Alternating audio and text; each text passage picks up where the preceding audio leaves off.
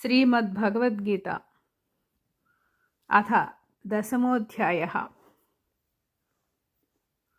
4-5 श्लोकमुलु विभूतियोगः।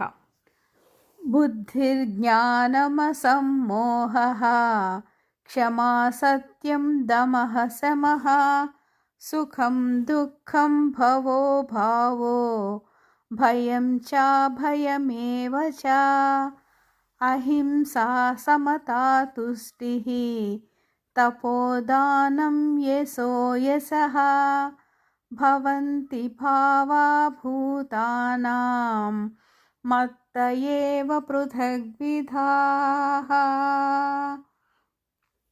నిశ్చయాత్మక శక్తి, యథార్థ జ్ఞానము, మోహరాహిత్యము, క్షమ, సత్యము, దమము, శమము, సుఖదుఖములు, ఉత్పత్తి ప్రళయములు, భయము, అభయము, అహింస, సమత, సంతోషము, తపస్సు, దానము, కీర్తి, అపకీర్తి అనునవి ప్రాణుల వివిధ భావములు.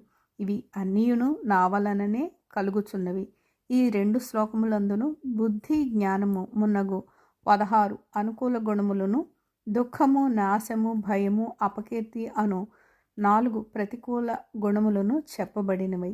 ఇవి అన్నీయును భగవంతుని వలననే కలుగుచున్నవని పేర్కొనబడింది. దీని భావం ఏమన్నా, భగవానుడు వాస్తవముగా ప్రతికూల భావములను జీవులకు కలుగు చేయటలేదు. జీవుల ఆయా కర్మములకు ఫలమొసంగువాడే ఈశ్వరుడు. ఈశ్వరుడు కర్మఫల ప్రదాత.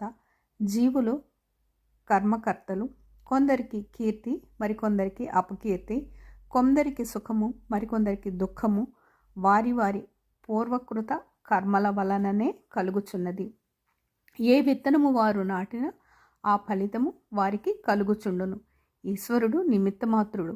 దుష్కర్మలు చేసిన వారికి దుఃఖము, సత్కర్మలు చేసిన వారికి సుఖము భగవన్నియతి వలననే కలుగుచుండును.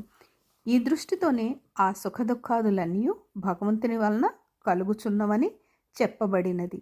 మరియు ఇప్పుడు చెప్పబడిన వికారములన్నీ మనస్సునందుద్భవమగుచుండును.